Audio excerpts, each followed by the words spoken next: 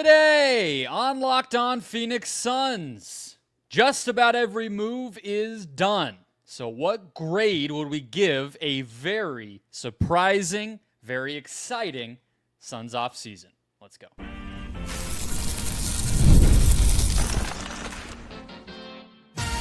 You are Locked On Suns, your daily Phoenix Suns podcast, part of the Locked On Podcast Network, your team every day. Welcome back into Locked On Phoenix Suns. I'm Brendon Kleen, a staff writer at Offseason Announcing and a credentialed Suns media member. Thank you for making Locked On Suns your first listen here on this Wednesday. Don't forget, Locked On Suns, free and available on all platforms, including YouTube. Just click that follow or subscribe button. Do what thousands of other Suns fans have already done. Become an everydayer. Get locked on to the Phoenix Suns right here each and every day. We're going to get to the future a little bit, what this offseason told us about that, and one potential future Sun that just became available out of absolutely nowhere. We're going to start with grades, though. Joining me to do it, as always, from the wonderful West Valley, my fellow Suns credentialed media member. How are we feeling, Ben Garcia? Doing well, man. We are marching along until the Summer League comes along. And, just a quick teaser, I am stoked for Summer League. It's going to be a fun time. We got some guys in there that are worth watching. So keeping the content rolling in like a major way, at least until the end of that. And then, listen, after that, just a short time away till the regular season begins, kind of. Pretty much half the Suns roster is about to be in Vegas for Summer League, it feels like, as things stand now. So I can't wait to start getting into those questions good. about who and they we'll see a little bit of how they want to play and all that. So, yeah, it should be fun. But let's just quickly say that we're not officially declaring the end of the summer. Like, I think you and I are not at 0% likelihood for any of the veterans to be traded outside of Booker. Like, that could still happen. The Nick Richards domino is likely to fall at some point once the other centers like DeAndre Ayton and some of these other guys get wherever they're going. And maybe, see where the roster spots land. There might be another guy signed, but we know what this team basically is going to look like. On that note, real quick, Tyus Jones officially gone to Orlando. What'd you think of him getting $7 million? Dude, that was kind of wild that he got more money than he did last year. That was my first thought was, this guy got more than a vet minimum. Like, I get Orlando bringing him in because his talents. I still think Tyus Jones can be a good basketball player in a different system. That's something that fits him better. Orlando's got a lot of length, defensive team. They could probably use his shooting off the bench and maybe a playmaking ability. But good for Tyus. I mean, he did get that raise that he was trying to get technically. He did. Probably less than he thought, but we'll see. I guess in the future beyond this. But he also got less than his brother, which I'm sure he was not expecting either. But yeah, so he's gone. And that pretty much brings us to now. I mean, Gillespie back, Brooks, Green, and Malawach in for Durant, Nigel Hayes, Davis for one of these wing roster spots in the depth chart, and then the Mark Williams trade on draft night. That's the whole deal here. Rasheer Fleming and Kobe Brea in the second round, of course, too. And that brings us to now. So, Ben, I'll let you start us off. We're going to each grade this offseason and kind of tie a bow on it that way. What do you give the Suns for the business they've done the past few weeks? Well, yeah, and, maybe something, again, comes down the line, but the foundation is built. For the most part, the 7 to 8 guys that are going to be playing every night are probably already here. I'm going to grade it a little bit to where, as ecstatic as I am about what the Suns have done to transform this roster, it kind of went through, I was kind of in no man's land, where when the Suns at first traded off Kevin Durant, I was very much adamant that it was a bad deal. They didn't get a lot back, but they were able to make me eat my words a little bit and flip some picks around and put players in the right positions to succeed potentially and do really well in the draft. I can't give them an A or an A+ because they didn't land a big name guy. They're not overall going to put themselves over the top to be a finals team or a contender in the Western Conference. But what they did is potentially make Phoenix Suns basketball more enjoyable to watch and give themselves an identity. So with that being said, I think this team is a solid. I think what they've done over the offseason, it is a solid B grade. I would go, if we're going percentages here, like an 85%. I don't want to give them an A because mostly what they put together is based off of my thought that I believe it will work. And they didn't get back some sort of like all-star player. But also, this roster is nothing to sneeze at. This is not a B- or a C job where like they got their guy in the draft and they were able to get players back for KD and turn those into Rasheer Fleming. And it kind of makes me see I'm kind of buying in to this idea that this is the Suns roster more than I would have maybe 2 weeks ago. So that's where I would land a solid B, man. What about you? All right, I feel that. I will say, here's how I look at it. The best thing that I can say, and I guess that sounds like I can't say a lot of good things, but the thing that they nailed is the roster feels cohesive. It feels like it's building in a direction where all of the moves are resetting in a new direction that can play off of each other. And a lot of the things that the Suns told us they were going to do at the outset of the summer was, physical, big, when you're playing them, there's a tenacity to roster spots 1 through 15. They did that. And I think that's really impressive to pivot from one entire type of identity that really traces all the way back to Monty Williams and James Jones to a new look type of team in a couple of weeks. Like that's really impressive, and it shouldn't go overlooked. And nailing that at a big picture is really important. On a more like move by move level, I think that the biggest moves to me still feel very incomplete. And so while I like the maneuvering up to 31 and 41 to get especially Fleming and, I would say, getting Malawach, you do get credit for that, of course, but some of that is up to how the draft board falls. So that doesn't feel like a big move that they made, right? Like that kind of just happened and they took advantage, and that's great. So the big moves are Mark Williams and Jalen Green. Like that to me, those are the two things that this hinges on, right? Like getting 10 was great. We kind of thought that was happening. I mentioned Malawach, okay. Dylan Brooks, he'll play. He'll be a positive part of the team, but that's not really what this was all about. Like the swings that they made are that they can turn Jalen Green into something either to stay here long-term or to become a trade chip, and that trading 2 first-round picks for Mark Williams, that he is a healthy, playable center for this year and potentially beyond. And I can't fully come down on one side or the other of those yet. So because they are such risks, Ben, like those two moves in particular feel so unsettled and very, high risk, high chance of failing, and high chance of, if the reward is great, I'm going to go with the C+. I'm going to knock them a little bit because the big stuff outweighs the small stuff, and the big stuff I'm very uncertain about still. That's where I'll go with it. Yeah, I guess I would push back a little bit when it turns. For me, it's like the Suns, I feel like, learned their lesson of instead of just putting talent on the floor, have an identity, know what you're going to do well, understand what you're not going to do well, and be able to be that team that, again, we talked about every night, you feel like you played them. And I feel like the Suns have done that, where if this team doesn't work out, I completely see the plan and the vision. What it was for the past couple of years was our plan is we're just going to be more talented than you. We're just going to score more than you. And what we've learned over the past couple of seasons is that's not sustainable. So I give them credit for flipping that on its head, putting a team together that you can see and you're like, oh, I see the vision. Sure, Mark Williams might get injured. But then you have Malawach, maybe, who knows, maybe they do end up bringing back Nick Richards. Sure. But for the most part, they brought guys in who are mostly healthy, play games, and I think are going to play well together. Whereas in years past, it's completely different because it was just, we're just more talented than you. And that's where I think you learn from your mistakes. You didn't go big game hunting. And I don't think the risks were that crazy, especially for Mark Williams. So that's what I would say to that, man.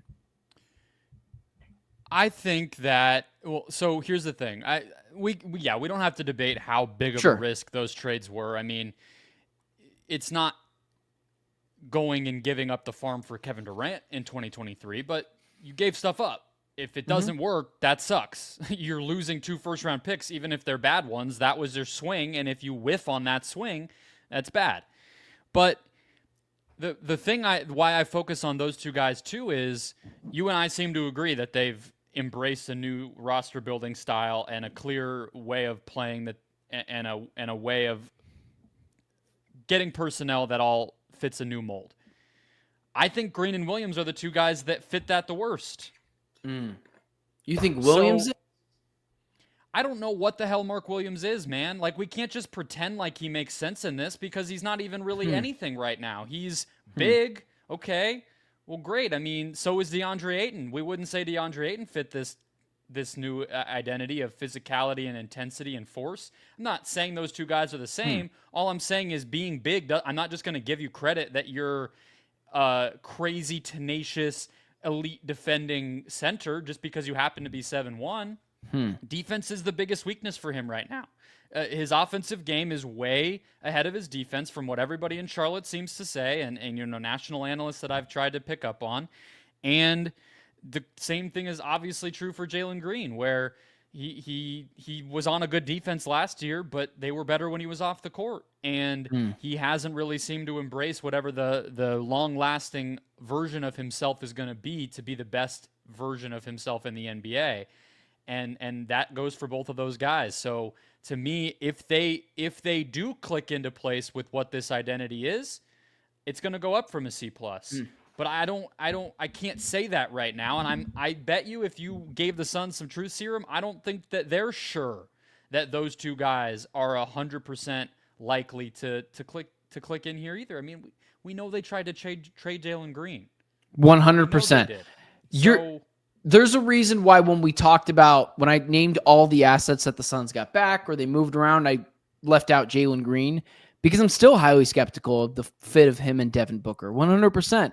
Mark Williams, the thing that I think is the biggest worry is his looming extension that he could get. I think he could actually get it right now, but it'll probably wait until next season, clearly. But he's a 15-10 guy, 60% field goal percentage. I think for me, it's mostly about the defensive side as well, but him staying healthy. And again, getting bigger and upgrading what the Suns had last year. The defensive side's the whole thing. He's a center. He has to be a really good defender to make. He's not going to go out there shooting threes and posting up and dunking on dudes. He's going to have to be an amazing defender to meet his potential. Yeah, the aggressiveness, I think, is something that I think Suns fans will be interested in when it comes to Mark Williams offensively. But I also think, like you had mentioned, the risk, I think it was worth it to me to be able to take a calculated risk to bring him in and just give up 2 first-round picks, a 29th overall pick, who you ended up getting the guy you wanted anyways, moving around with second-round picks, and then a late first-round pick later on, which, sure, maybe you could use to get assets later, but I like his lob threat ability, big dude. Sure, he's got to be better defensively. Offensively, he has to play games as well, but I can't give you much argument when it comes to the Jalen Green thing. That one, the fit is still head-scratching, and I wonder how that one's going to work. But because of what the Suns, the hand they were dealt, and changing things around, I'm going to be a little bit more kind to them than you will be, and hopefully people fair enough. go after I think you. That's a easy point a good point to make is that they weren't exactly working with a lot. And so if you're looking at it from that standpoint, maybe I am being too harsh. Either way, we're only a couple of notches away from each other. B, C+, and obviously it's a B. A little bit. B's like what you got. A B is like what you got in class, and a C is probably more what I got. Kind of true. I definitely wouldn't say I got A's. I'll tell you that. Oh, really? Let's get to what the Suns are building toward. Is it these guys all turn into star role players around Devin Booker? Or are we going to be back to trade talk before long? Next. First, today's show brought to you by Monarch Money. Do you ever look at your bank account and wonder, where did it all go? Where did it all go? Whether you're growing your savings or planning a big purchase, Monarch Money puts you in the driver's seat. It's like having your own personal CFO, giving you full visibility and control over all your finances. Monarch Money, more than just a budgeting app, it's a complete financial command center. Track all your accounts, investments, and spending in one place, so in addition to managing your money, you're also building wealth. I've told you before, look, like we all have some kind of way of tracking this stuff. Like there is a number on your balance when you open the bank app, but are you actually planning toward goals? Are you actually thinking about where to put your money to make more of it, or how to save towards something you want to buy? And each of the categories of where you're maybe overspending or whether you could maybe spend some more, well, that's what Monarch Money does. So take control of your finances with Monarch Money. Use the code LOCKEDONNBA at monarchmoney.com for 50% off your first year. That's monarchmoney.com, code LOCKEDONNBA for half off your first year. All right, let's keep it rolling, Ben. So we got a question on X. We'll use some of the ones that you guys sent in throughout the week, I would say. Appreciate everyone who did that, and I'm sure there will be even more by the time we're done recording here. But at BD Hamer sent a pretty good one that I think fits into what we were just doing with the grade there, Ben, which he asked more of a long-term question, but what is their plan for the roster construction going forward? Will they eventually look to get a co-star next to Book, or just have a roster full of competent players surrounding him in the next phase? And I think it's a really good time to ask that question because we're getting toward the end of the Beal saga. I would imagine at some point they can move Grayson and Royce when they want to. You know, we discussed yesterday whether it was worth it to go crazy trying to do that now, and I think we both agree it's not, but they can at some point. And they'll be back to a reasonable level of maneuverability before too long. Probably starting next summer, I think, Ben, you could say. They'll at least have many more options if they want them. But we're also really excited about these young dudes. So what would you, if you were trying to read Brian Gregory's mind and look into the crystal ball a little bit, just right now, July 1st, 2025, we don't know anything really. We haven't even seen these guys play. What do you think their vision is as far as the future goes between those two kind of directions?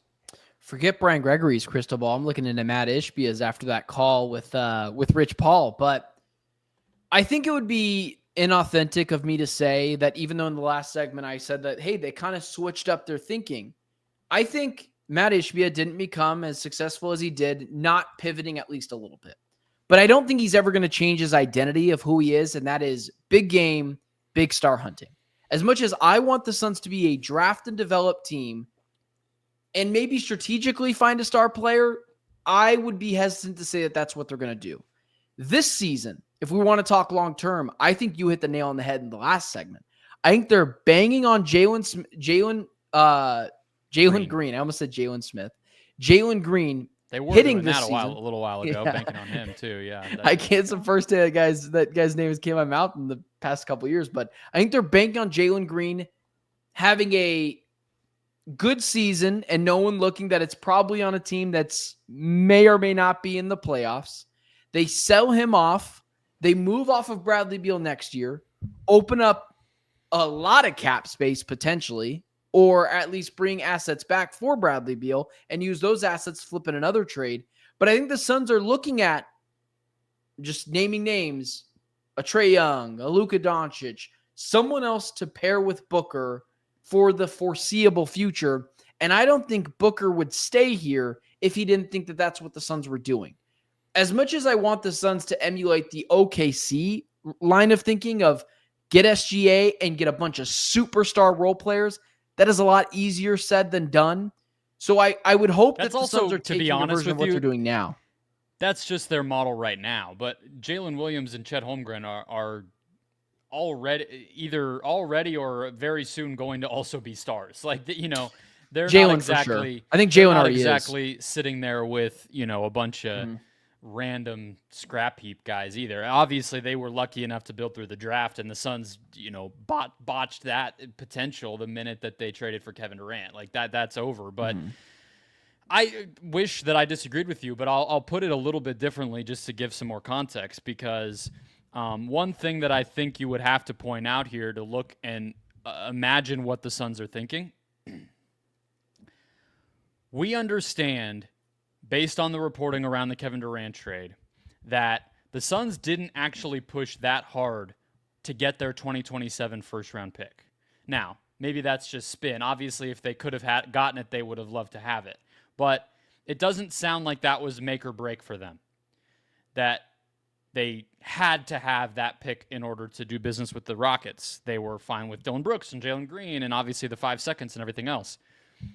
And that tells me they don't expect that pick to be anywhere near even number 10 in an ideal world. Like, they're expecting to be back being a good team by the time that pick conveys, and especially by 2029, although Book will be, probably on the tail end of his prime by then, and who knows what anything will look like. So I don't think the Suns are looking at this as patient, and I don't think they can.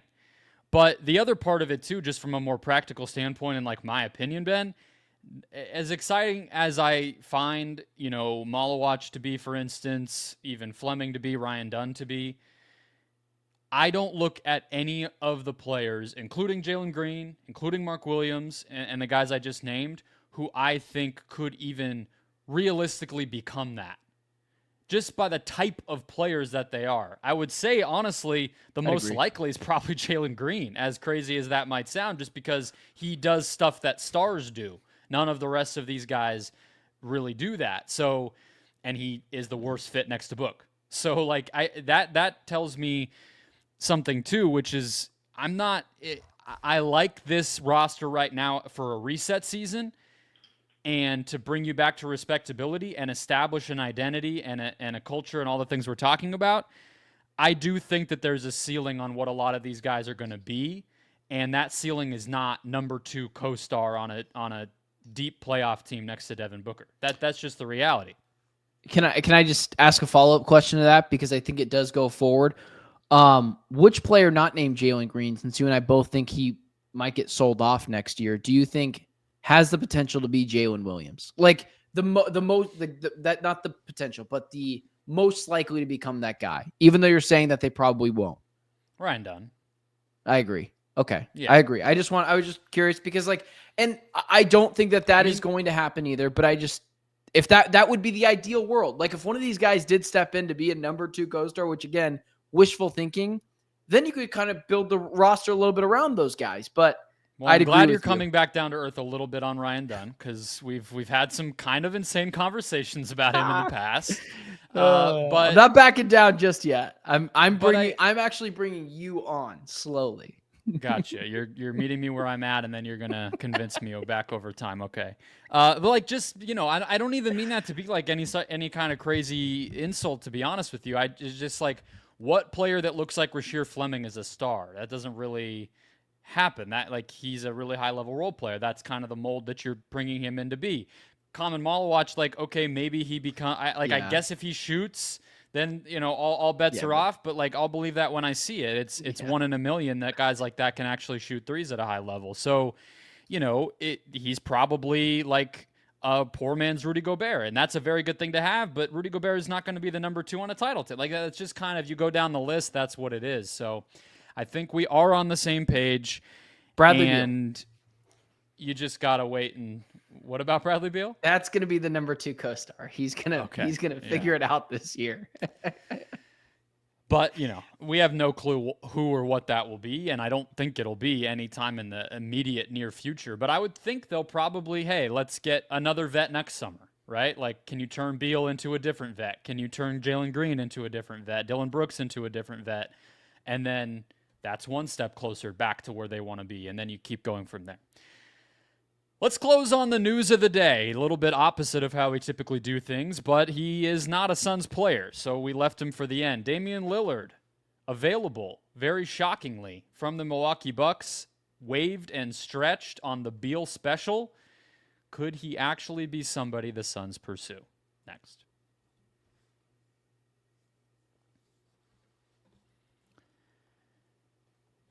Closing out the show, Damian Lillard 2 years, almost exactly the amount of money that Bradley Beal had left on his contract, Ben. Obviously, those two dudes were neck and neck for a long time. Almost the exact same story, holding it out with their bad teams to get monster contracts. And now they both could be awaiting similar fates at the end of those deals. Although, of course, the difference being Dame had a ruptured Achilles was it an Achilles? Yeah, it was when this all came down. And so the Bucks went out and got Miles Turner, and in order to do that, they waived and stretched Damian Lillard for $22 million a year, basically, the amount that we've been talking about with Beal. So he's not going to play next season. We know that. Where do you think this goes, and do you think the Suns could actually factor in here when it's all said and done, Ben? I think if I'm getting ahead again in the head of Matt Ishbia, it would be something that he would kick the tires on. But the question then is, because you said in our text messages, you were like, I don't know if this guy's going to get, if this guy even wants to sign a deal right now. Maybe he just waits till next year. Personally, I would probably strike while the iron is hot and see if I can get a 2-year deal with someone and just guarantee money like that. Because I feel like once you're not on the court, you're going to lose money. But I don't know if I don't know if this guy's going to be. Nobody knows how his recovery is going to go. Exactly. So, exactly. Yeah, I mean, I don't know. I guess it's the eye of the beholder. But you could just as easily make the case this is striking while the iron is very cold. I mean, he just blew his Achilles like a month ago. Yes, but when you're not in the public eye for another 12 months, people are just going to assume you're worse. Which after an injury, all this other stuff, or like you're washed. So I would think maybe he would try to get a deal somewhere else. But obviously, like if he doesn't sign a deal next year or this year and he signs one next year, is he a vet minimum guy? And that's what I'm operating off of. The Suns are probably only going to give him a vet minimum.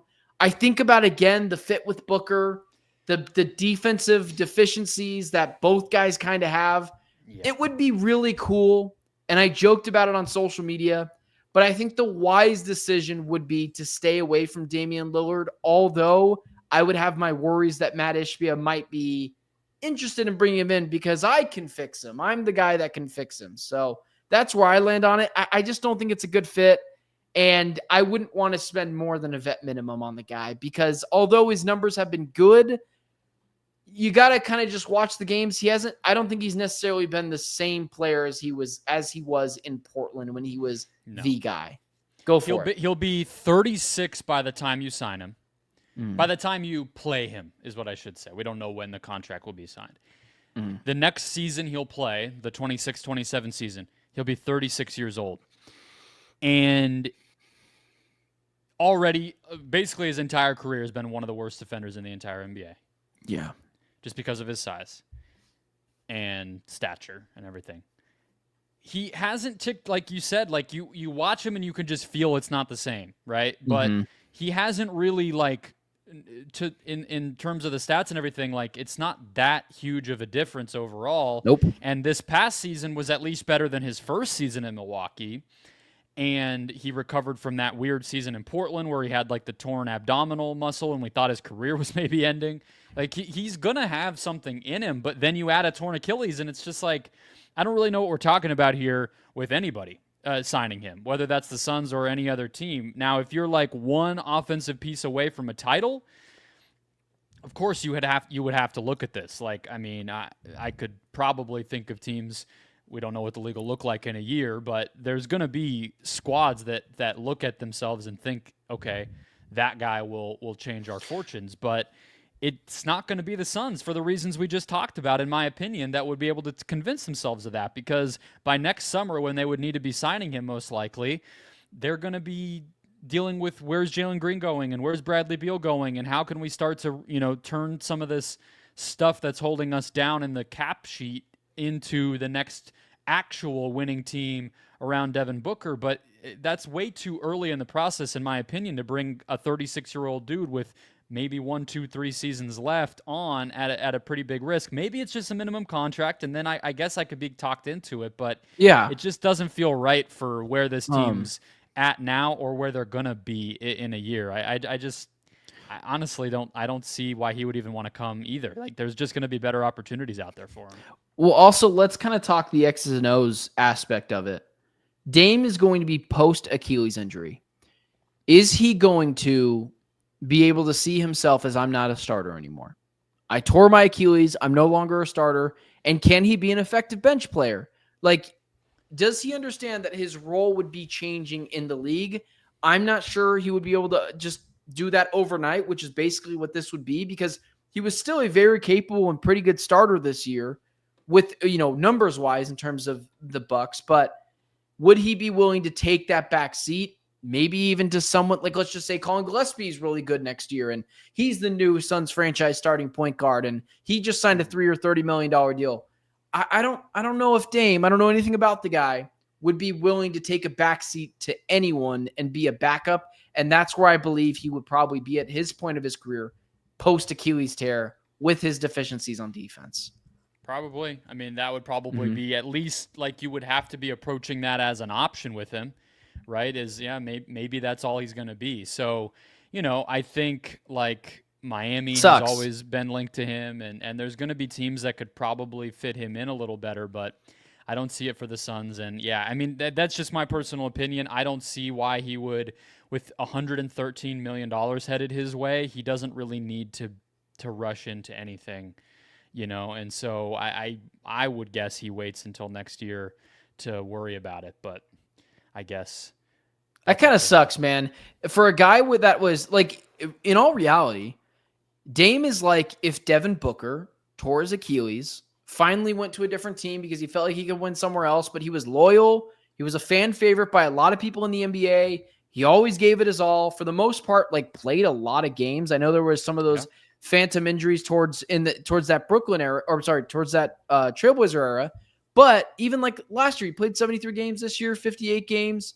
Like it does kind of suck because he was never someone that people hated. And I do kind of hate to see that this dude's career might be over. Like it does remind me if Devin Booker tore his Achilles, went to a different team later on in his career, gave everything he could to Phoenix. Like I do feel for the guy. So I know this isn't a Suns topic, but I hope the guy does go somewhere where he has a chance to win. He's to Portland what Book is to Phoenix. I get what you're saying, but yeah, I mean, I think you're right, but at the same time, a small guard, age 34, like even without the Achilles, it probably was gonna be some hard conversations, right? I mean, he is declining, so I hope he has some time in him left that he can at least go out on his own terms, and this isn't actually the end. But you're right. It is a crappy way for it all to just a tough parallel. Down. Good for Milwaukee though, I guess, to still do right by him. I mean, it's guaranteed money, and he gets to pick where he plays next. It's not like any of that's any sort of crime, and then they get Miles Turner out of that. So I mean, they were brave enough to cut their crazy expensive aging guard who didn't fit great, and the Suns, I guess, don't even have to worry about making that decision because they don't have Giannis and they're not trying to win a championship. Because of the stretch and waive provision, like obviously that money is stretched, so his contract is broken out a little bit.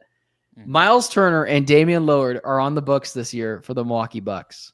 Would you like to guess what Suns player is going to make more than both of them combined? And Booker, but Beal. Yeah. Well, but we don't mention Booker. Booker's better than both of them. But Bradley Beal is going to make more this year than those two combined on the Milwaukee Bucks. That's kind of insane, dude. But it is wild, just wild. That'll wrap us up. Hit follow, hit subscribe if you have not already. We'll have 2 more shows for you before the week is over as the final moves come into clarity around the NBA. Enjoy your Wednesday. We'll catch you next time.